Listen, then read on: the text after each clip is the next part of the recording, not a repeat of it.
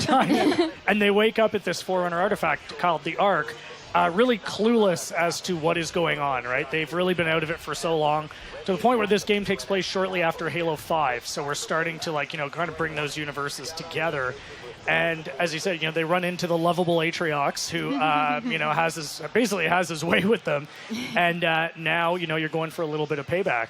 So this is your crew that you had in Cryo, right? Yeah, so you've got a bunch of people in the crew. We're introducing some new characters, some new AI as well. Do you start out with just whatever is given to you, and then you can kind of build them up from there? Exactly. Yeah, I mean, what's really interesting about it is the Spirit of Fire. The ship is somewhat limited at the beginning, so that kind of limits the units you can take into battle. So in this case, Kevin's just starting to do his foray, but because the Spirit of Fire is still overhead, it is able to give him some support and some additional units to help back him up. Like, for example, you're going to see some tanks coming in.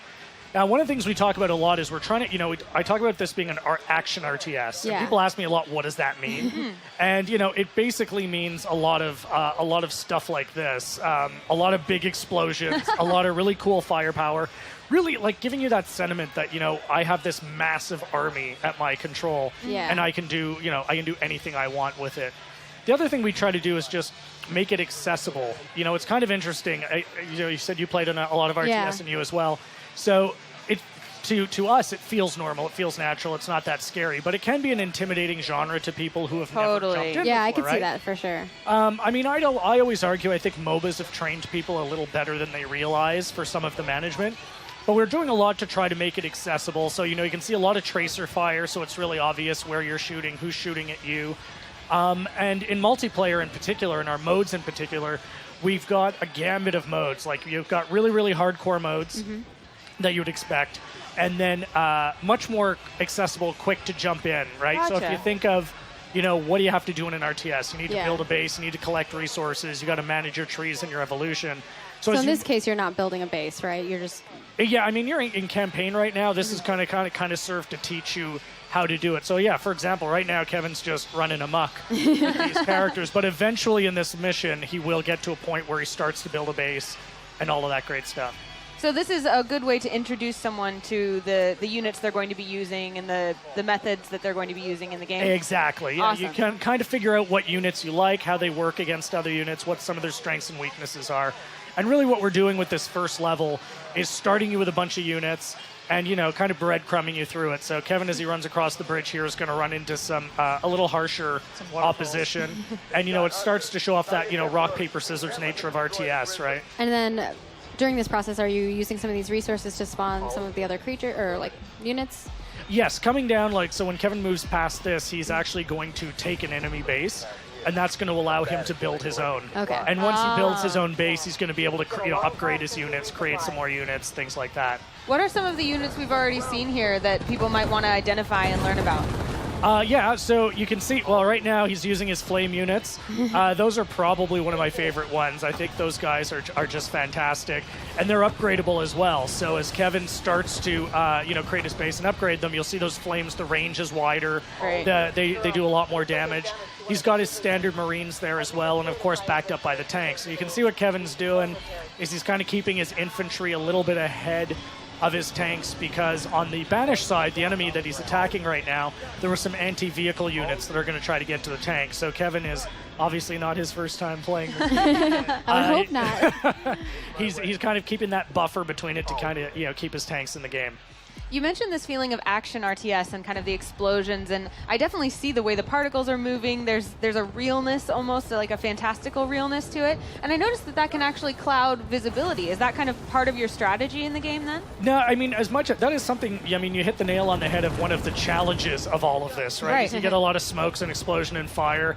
I mean, we're obviously still in development, so, this is an older build. These are things we're still playing with. Oh, I see. But obviously the goal for us is that, we obscure your vision as little as possible. Oh, okay. In the course of making all it of looks these really things cool. blow up. Yeah, I love the explosions. There's Right. this intense feeling of action, kind of breaking the impression that people not familiar with the genre, when they think of RTS, they Totally. think slow, not a lot of an action and excitement. So you're trying to make killing faster and the pace of the gameplay a little bit Exactly. Yeah, right. Exactly right. And some of these other modes we talked about, it will be even faster. So if you think of multiplayer, you could have a classic deathmatch mode that could take 2 or 3 hours. hours, but we've got modes that you can play in as little as 5 or 6 minutes. And are those primarily PvE or those are also PvP? Combination, yeah. So you can play PvP, and all of our modes are going to have skirmish modes as well. So if you wanted to, if we wanted to play together against the AI, we could. Oh, nice. So you can team up. And that takes some of the edge off of it. So you're not battling your friends, you can play with them. Exactly. Nice. That's another accessibility feature, I would guess. Precisely. I mean, a lot of the times, any game really, right? That notion of going online and playing against other human beings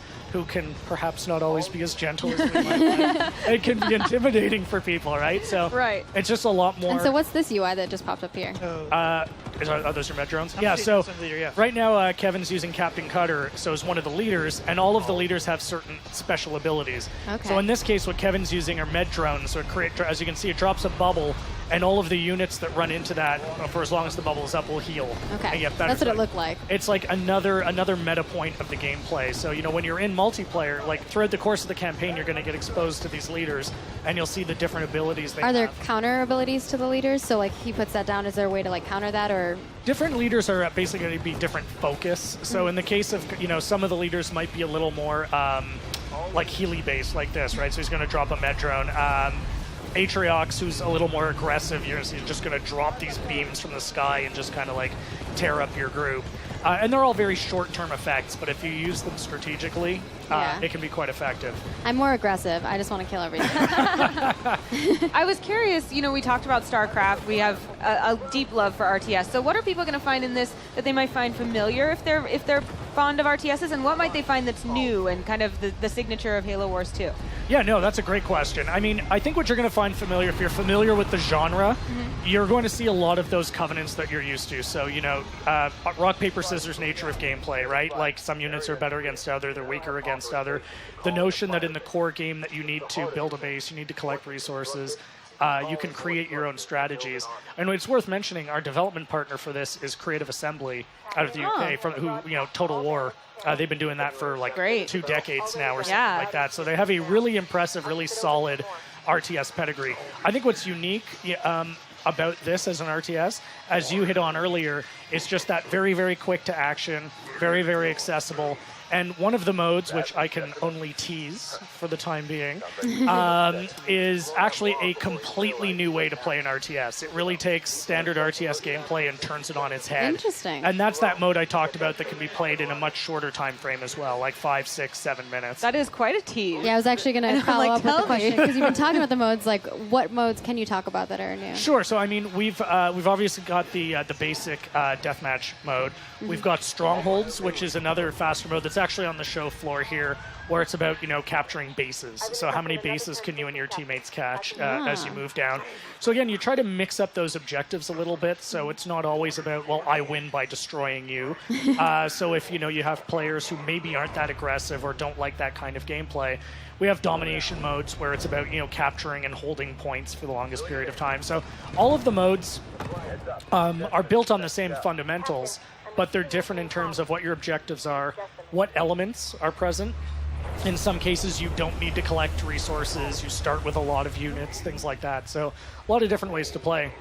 That's nice. So you're catering to kind of like either like the people who want to hop in and do a quick match versus someone who wants to sit down and have like an actual gameplay session for longer. Exactly. Yeah, and at the same time, that actually hopefully helps us onboard new people to the genre, because I mean, like in the case of you two familiar with RTS, you could just hop in and go. Yeah. But if someone's never played it before, these modes are going to serve as a great onboarding. I talk about it a lot as a continuum, right? Like if this is our hardcore deathmatch and this is this new secret-y mode we're calling Blitz, as you move this way, we take out some of those elements. So if you've never played before, you might say, oh, I'm going to start here where I can just get in and go.